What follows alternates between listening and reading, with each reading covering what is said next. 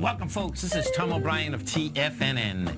We go 5 days a week. We go 10 hours a day. We go 24 hours a day on the internet at TFNN.com. Always remember, folks, whatever you think about, you bring about. Whatever you focus on grows. Hope everyone's having a great day, safe day. Let's make it a great night, folks.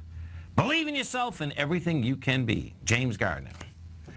Market-wise, let's take a look at it out here. We had the Dow Industrials up 138, NASDAQ up 62, S&P's up 18.5, gold contract down $9.60, trading at $1,139 an ounce. Silver down 41 cents, that's $15.61 an ounce.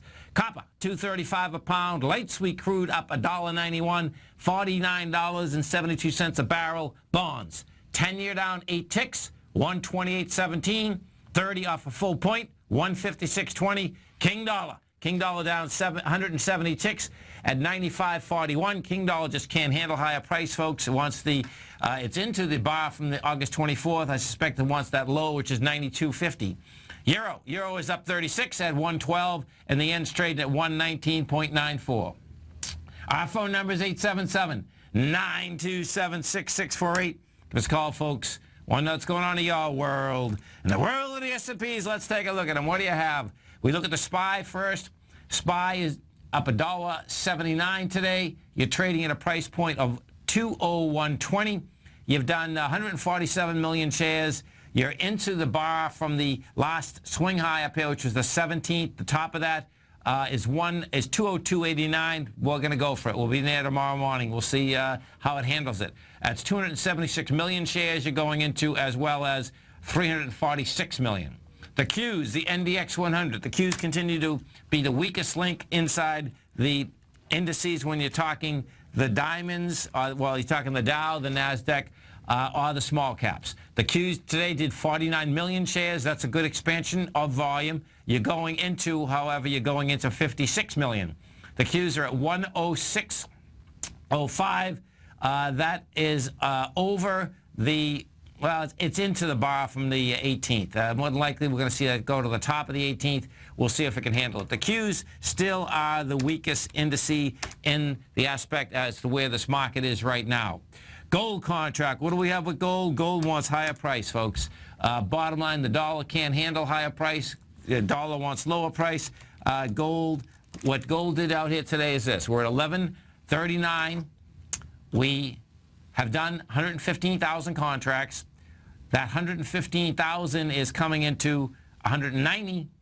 Gold's building cause to get into the 1156 mark, which was the swing high from the 24th, as well as the swing high from the 24th of September and the 24th of August. That's 1169. So that's a big number.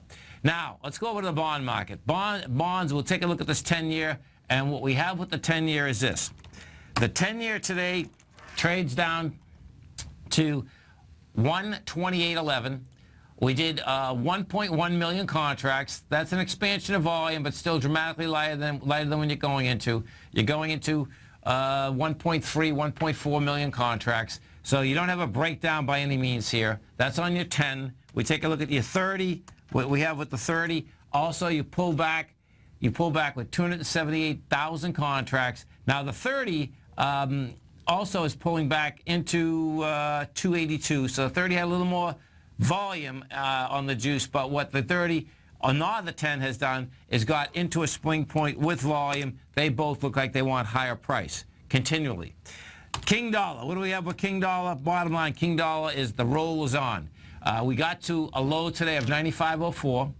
You did 28,000 contracts. So as you moved lower, you had the volume expand pretty dramatically. We'll be doing 19,000, 21,000. We do 28,000 today.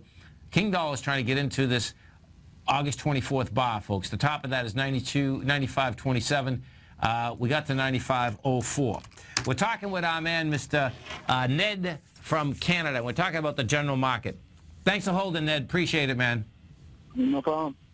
So you were talking about that. You thought we were talking about, folks, the pullback in the marketplace, and last question was he thought that Facebook would pull back, I guess, more dramatically than other stocks, right? Yeah, companies that I feel their PE ratios are a little bit high for their valuation. Right. Okay. So, because we weren't, so I totally understand what you're saying there. Okay, but in the aspect of business-wise, right? Meaning what it takes to run a business. Okay. Facebook to me is like a Google. Facebook has taken over the world. But what you also have is this, and this is the kicker, folks. Okay, that the expense side of Facebook is minimal. And Facebook is growing at almost 50%. So you have a PE out here of 44%, but yet it's growing at 50%. So it's really a negative PE. And what I mean by the expense side of it is this. So picture something for a second. You had brought up the aspect of an ExxonMobil. And listen, I know what you're saying. It's like Exxon, you'd think that it would be a better company. It's oil. But bottom line is that all this Facebook has, is servers. That's all they need. ExxonMobil needs what? Needs oil, needs dirt, needs all of the above.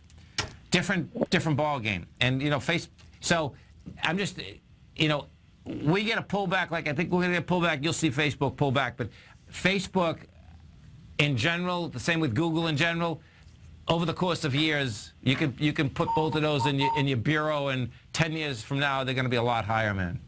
So. Yeah, I see what you're saying. It's just that the advertising revenue in Facebook, folks, is amazing. Now, so check this out. The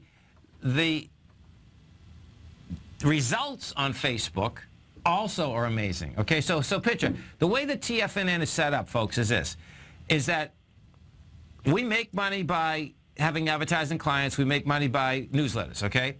In order for us to grow, we have to spend huge amounts of money on radio stations. So we spend huge amounts of money marketing, right?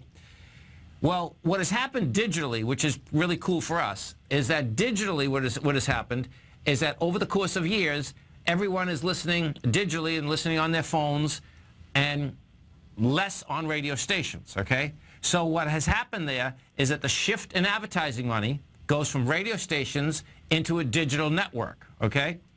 Now, what has happened for anyone that's in the advertising business, and us in particular, is really cool. And what it is this, is that when we're on a radio station, let's say you're trying to buy advertising and you want to reach someone, I would be selling you saying, okay, listen, we think a lot of people are listening, okay? Well, it's not qualified. What happens now on the web, and this has been happening for a good 7 or 8 years, we have qualified listeners. We know where they're listening. We know how long they're listening. And with Facebook, what happens, it's the same thing. So when we're giving money to Facebook to basically push video out, right, we know exactly how much more we're paying. It's a good setup compared to how the setup used to be. You see what I'm saying? So, and we're just a raindrop. So when large people are spending large amounts of money, they got a good business plan. Cooking, brother. Have a